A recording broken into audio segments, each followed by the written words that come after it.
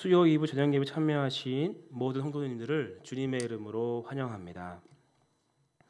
오늘은 믿음으로 구하는 행복이라는 제목으로 또 은혜 나누기를 또 원합니다. 여기 모인 모든 분들은 아마 행복하기를 원하실 것입니다. 아니 어쩌면 이 세상의 모든 사람들은 행복하기를 바라고 있죠. 그래서 각자의 삶에서 행복을 찾고 있습니다. 저마다의 행복의 기준은 다르겠지만 기쁘고 즐겁기 위해서 다들 노력하고 있는 것이 우리의 모습입니다. 누군가는 물질로, 누군가는 명예로, 누군가는 자녀의 잘됨, 돈과 진학, 아프지 않는 것, 결혼 등, 또 자신의 건강, 회사의 프로젝트, 사업의 확장 등으로 여러 분야를 또 나눌 수 있게 되어지죠. 몇 년 전 품귀 현장으로 구할 수 없었던 과자를 구매하고 SNS에서 올려서 기쁘다고 했던 것들 보게 되면 우리의 행복의 기준점은 너무 다양하고 저마다 특이한 것을 보게 되어집니다.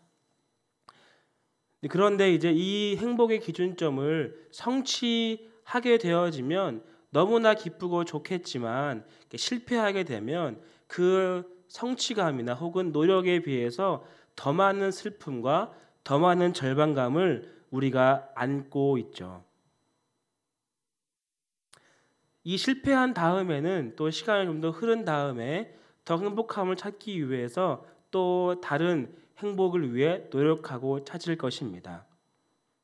또 자신의 기준에서 이 행복을 성취하면 또 기쁘겠지만 또다시 실패하게 되면 또다시 아파하게 되는 게 또 우리의 모습이라 할 수 있습니다.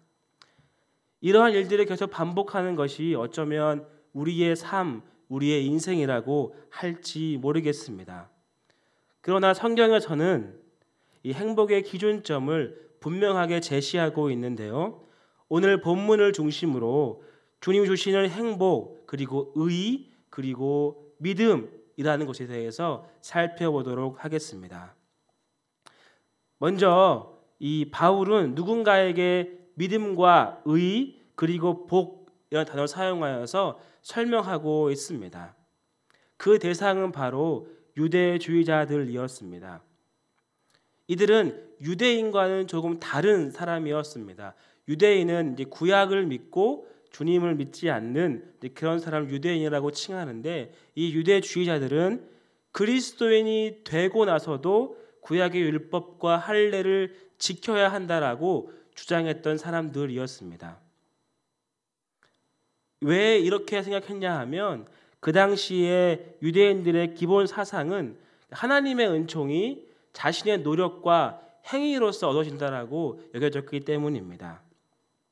이러한 이유는 구약에서부터 계속적으로 이 율법을 잘 지켰고 잘 따랐고 그 율법을 얼만큼 정확하게 따랐느냐에 따라서 자신의 어떠한 이 선한 모습을 드러내었기 때문입니다.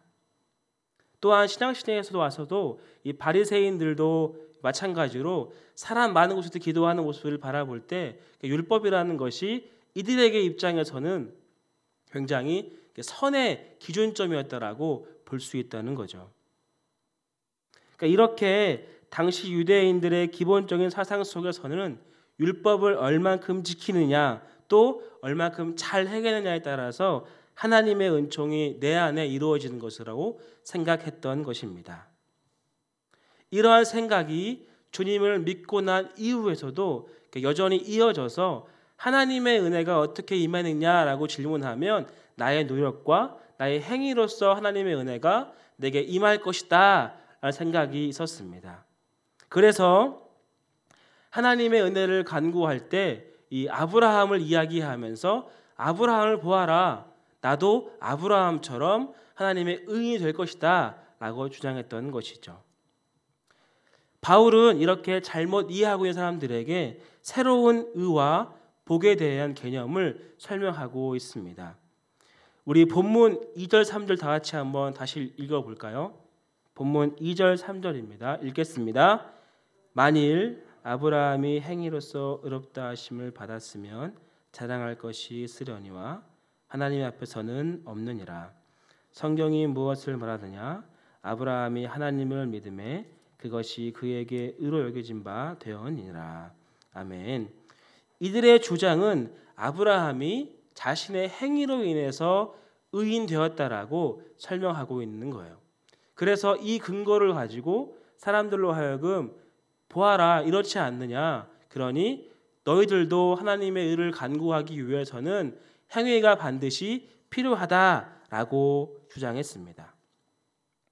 그러나 바울은 그런 것에 의가 있다라고 이야기하지 않고 아브라함이 받은 의는 좀 다릅니다라고 새롭게 설명하고 있습니다.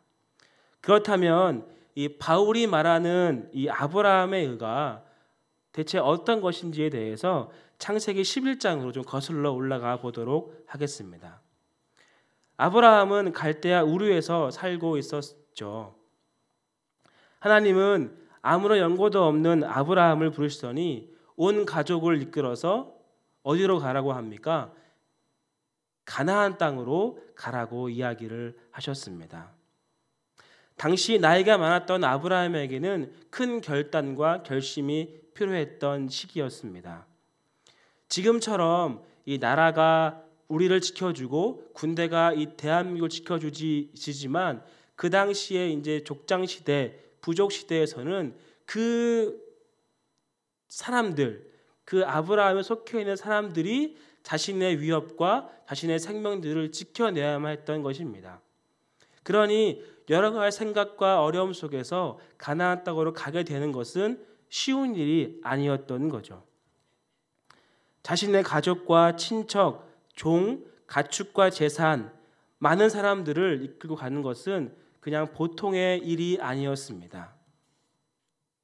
이러한 상황 가운데 하나님에 대해서 몰랐던 이들은 고민하고 또 고민했을 것입니다.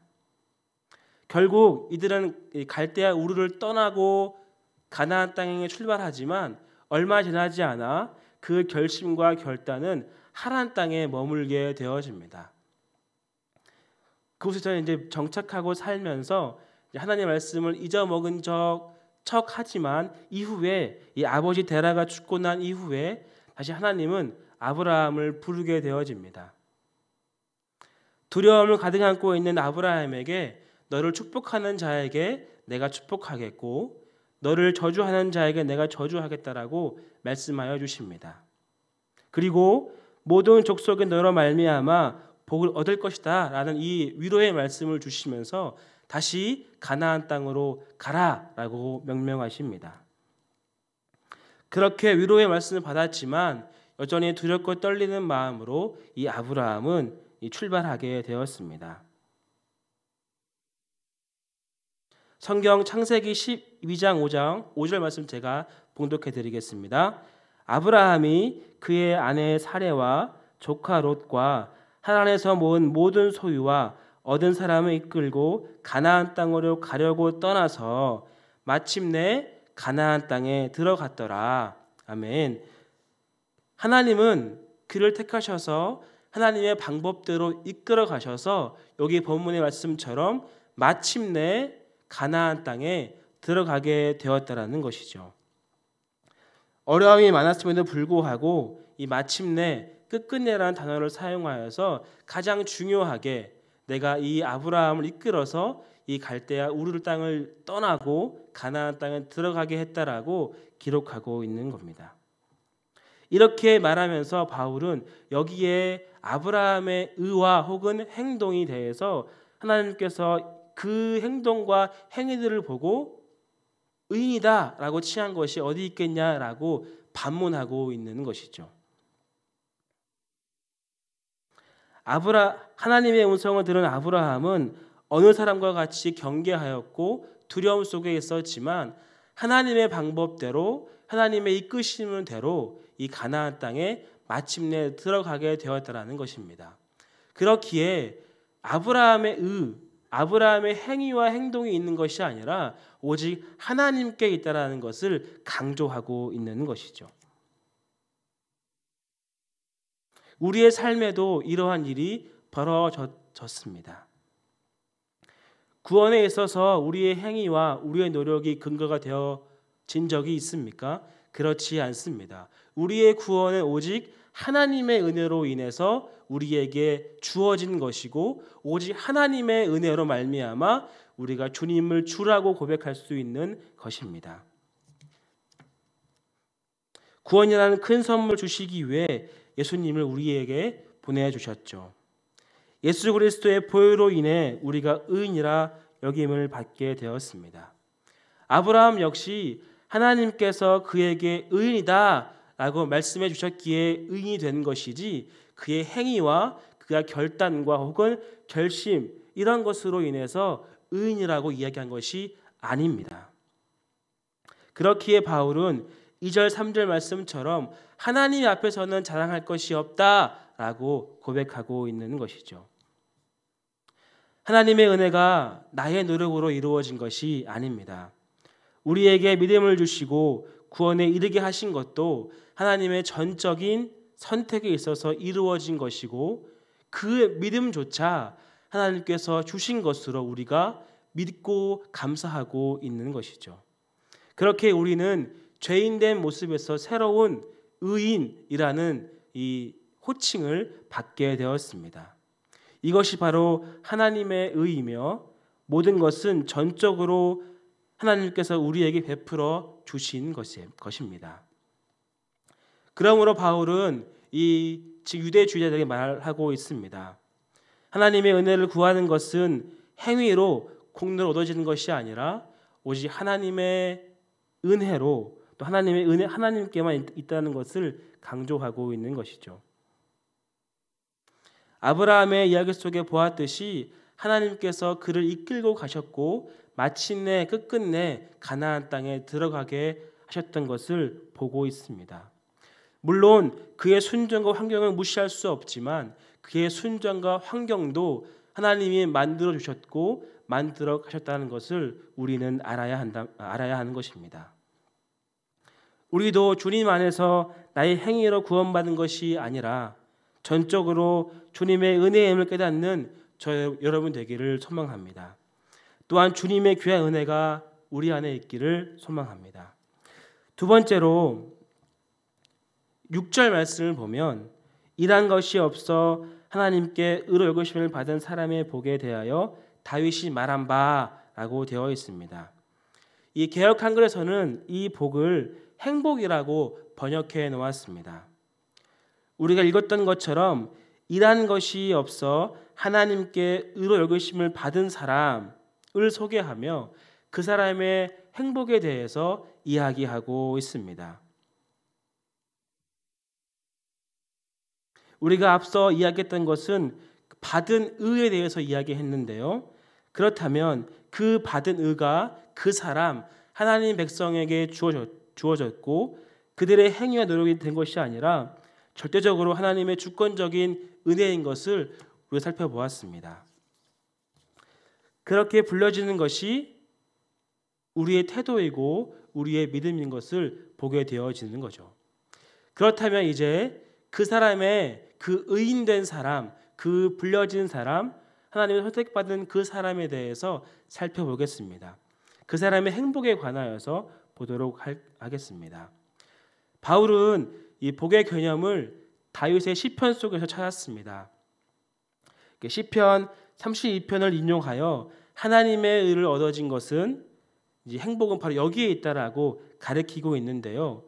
다윗 역시 복에 관하여서는 이렇게 말하였습니다. 어떻게 말했느냐 하면 우리 본문 7절 8절 말씀은 다시 한번 읽어볼까요? 7절 8절입니다. 다시 읽겠습니다. 시작. 불법이 사함을 받고 죄가 가리워짐을 받은 사람들은 복이 있고 주께서 그 죄를 인정하지 아니하실 사람은 복이 있다더라 함과 같으니라. 아멘. 이것이 행복 그리고 복이라는 개념인데요. 우리의 허물을 사함을 받고 죄의 가리움을 받은 자가 복받은 자라고 이야기를 하고 있습니다. 우리의 허물을 감춰주는 그것 그리고 나의 죄가 용서하고 없어지는 것 그 자체를 이 다윗은 복이라고 표현했습니다. 이것이 구약에서 의미하고 있는 복의 개념입니다. 죄사함을 얻은 자, 용서함을 얻은 자, 많은 빛을 탕감받은 자, 그리고 나의 죄를 대신 누군가가 해줘서 용서함을 받은 자, 그것이 바로 복이라는 것이죠. 지금도 마찬가지지만 구약시대에서도 마찬가지로 이 죄에 대한 것은 반드시 그 죄값을 치러야 했습니다. 그래서 내가 죄값을 치르지 않고 대신 감내했다는 것을 바라볼 때 사람들은 그를 가리켜서 복받았다라고 이야기를 하는 것이죠. 그런데 그 복이 우리에게도 현재 존재하고 있습니다. 그 복이 무엇일까요? 바로 하나님의 독생자 예수 그리스도를 믿어 구주로 영접하고 그 뜻을 따라가는 사람들을 말하는 것이죠. 더 정확하게 이야기한다면 복이라는 것은 죄의 문제가 해결된 사람을 말하고 있습니다. 용서함을 얻은 자, 죄사함을 받은 자, 죄인이었지만 예수의 보혈로 말미암아 의인이 된 자, 그 사람이 바로 복받은 자라고 바울은 구약의 시편을 인용하여서 설명하고 있는 것입니다. 죄인이었던 우리들이 하나님의 선택으로 구원을 받게 되었습니다. 그리스도의 보혈을 의지하여 죄인에서 의인이 되었습니다. 아브라함이 의인된 것, 믿음의 조상이 된 것은 하나님께서 그를 택하셨기 때문에 가능했던 것입니다. 그 외에 다른 이유는 전혀 없습니다. 더 다른 이유는 이 아브라함도 사실은 하나님께 부르심을 받았을 때에는 무할례자였고 하나님을 전혀 모르는 사람이었습니다. 그러나 시간의 흐름에 따라서 하나님을 알게 되었고 그 의와 그 사랑과 그 평안을 누리게 되었다는 것이죠. 그리고 그 믿음이 더욱 확신이 되었던 것입니다. 그렇다면 이 행복이라는 것이 도대체 무엇일까요? 예수 그리스도가 나를 위해 이 땅에 오셔서 물과 피를 다 쏟고 죄를 용서해 주었다는 사실을 믿는 사람들을 말합니다. 성경에서 말하는 이 복의 본질은 죄의 문제가 해결된 자, 그리고 그러한 자를 가리켜서 행복한 자라고 가리키고 있는 것이죠. 행복자는 예수 그리스도입니다. 예수 그리스도를 믿어 죄의 문제가 해결된 사람들은 복을 받은 것이며 그러한 사람들이 바로 행복한 사람이라고 할 수 있는 것이죠. 행복하길 원한다면 행복자이신 예수 그리스도를 알아야 하고 복을 받기 위하여서는 우리의 죄가 사함을 받은 것을 알아야 한다는 것입니다. 그렇게 이 행복하다는 것을 정의할 때에는 나의 죄가 사함 받은 것, 곧 예수 그리스도를 구주로 영접하는 것, 그 안에서 우리가 행복하다, 행복함을 누릴 수 있다라고 기록하는 것이죠. 이것은 바울이 구약에서 이 시편에 있는 복의 개념을 들어서 우리가 지금 알아야 할 복의 개념을 설명하고 있는 것입니다. 본질은 죄의 문제가 해결된 자가 바로 의인이라는 것이며 그 의인된 것은 오직 하나님의 은혜로 된 것을 우리가 알아야 한다는 것이죠.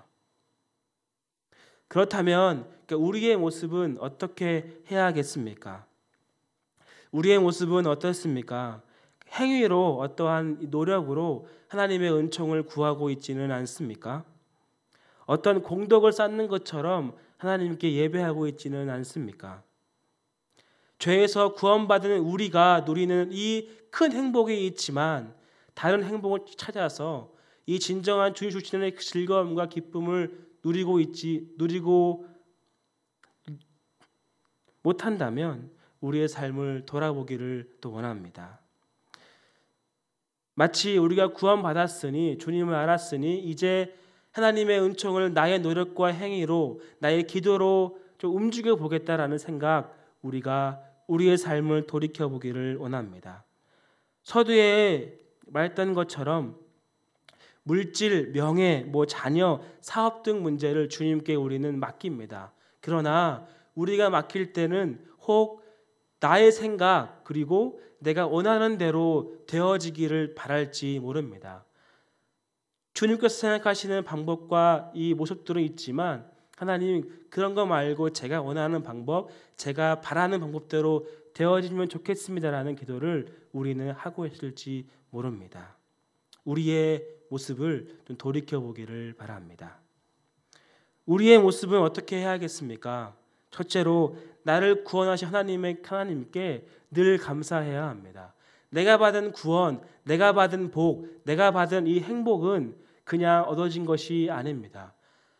아브라함을 택했던 것처럼 하나님이 우리를 택하셨고 우리에게 찾아와 주셔서 예수 그리스도를 전해 주셨고 그 보혈로 말미암아 우리가 구원을 얻게 되었습니다. 죄 사함을 얻게 되었습니다. 이 자체가 바로 복이라는 것입니다. 그리고 그 복을 누리는 모든 사람들은 바로 행복한 사람이라고 할 수 있는 것이죠. 그렇기에 나를 구원하신 하나님께 늘 감사하며 이 사실을 기억해야 합니다. 그래야 우리가 늘 행복하고 그리고 행복함이 다른 것에 있지 않고 여기에 있다는 것을 기억할 수 있기 때문이죠. 둘째로 은혜는 나의 노력과 행위로 구해지는 것이 아닙니다. 오직 주님의 은혜가 내게 임할 때 가능해지는 것입니다. 은혜의 자리, 기도의 자리, 예배의 자리에 있을 때 하나님은 우리에게 은혜를 부어주십니다. 교회에 나와 예배할 때도 마찬가지이지만 우리의 삶 속에서도 내가 주님을 더욱 의지하고 주님께 은혜를 간구할 때 그러할 때 하나님은 우리에게 은혜를 부어주십니다. 그렇기에 우리의 노력과 행위가 아닌 하나님이 부어주심을 우리가 기억하고 우리의 삶을 조금 더 소중하게, 조금 더 보람차게, 조금 더 행복함을 누리면서 살기를 원합니다. 세 번째로는 이미 행복한 자라는 사실을 우리가 알아야 합니다. 그리고 우리의 이 행복한 것을 알기 때문에 우리의 삶을 기꺼이 내어 맡길 줄 알아야 합니다.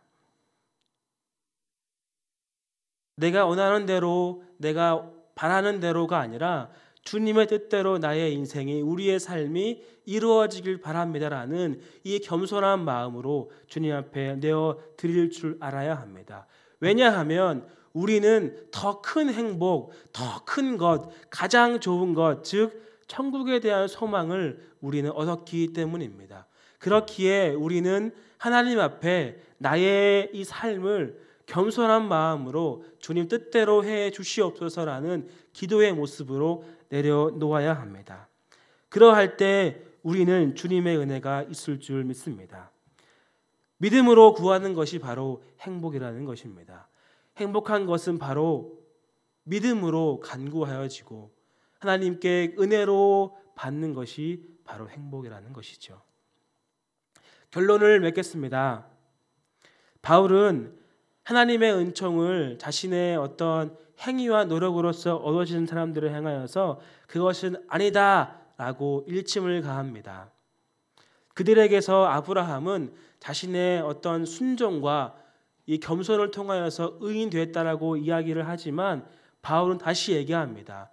이 아브라함의 순종과 아브라함의 의는 오직 하나님께 있었고 하나님께서 그를 택하셨고 그를 마침내 끝끝내 이끌어 가셔서 가나안 땅으로 내몰게 되었다는 것이죠. 하나님을 몰랐던 아브라함에게 하나님은 자신을 소개하였고 자신의 성품과 자신의 구원 계획들을 설명해 주셨습니다. 그리고 그를 이끌어내어서 가나안 땅에 들어갔던 것이죠.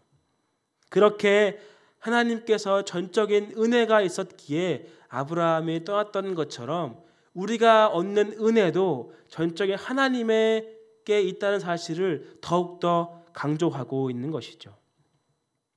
또한 복과 행복에 대해서도 이야기했습니다. 복은 다른 누군가에게 나의 죄가 용서함을 얻은 것을 이 복이라고 이 구약에서 설명하고 있습니다. 그렇다면 성경에서 말하는 복은 죄사함인데 그것은 오직 예수 그리스도만 가능한다는 것이죠. 우리의 죄사함, 우리의 죄를 용서할 수 있는 것은 오직 예수 그리스도밖에 없습니다. 그러니 그분을 우리가 행복자라고 이야기할 수 있고, 우리가 그분을 믿었기에 우리가 복을 받게 된 것이고, 우리가 복을 받게 되었으니, 교사를 얻게 되었으니 우리가 행복한 자라고 이야기할 수 있는 것입니다. 우리가 예수 그리스도를 믿어 교사함을 얻고 이것을 통하여서 의인이라 칭함을 받았습니다. 우리의 잘남이 아니라, 우리의 행동이 아니라, 우리의 노력이 아니라 오직 하나님께서 우리를 택하시고 하나님께서 우리에게 은혜를 주시고 하나님으로 말미암아 우리가 구원을 이루게 되었다는 것이죠.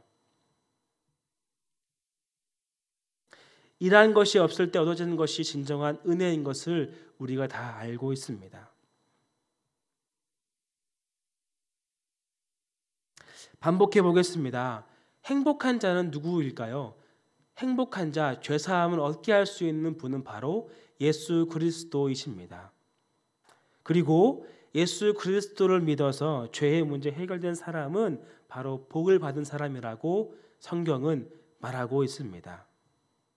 그리고 그렇게 죄사함을 얻게 되어지고 구원을 받은 사람을 행복한 사람이라고 성경은 이제 정의하고 있는 것이죠.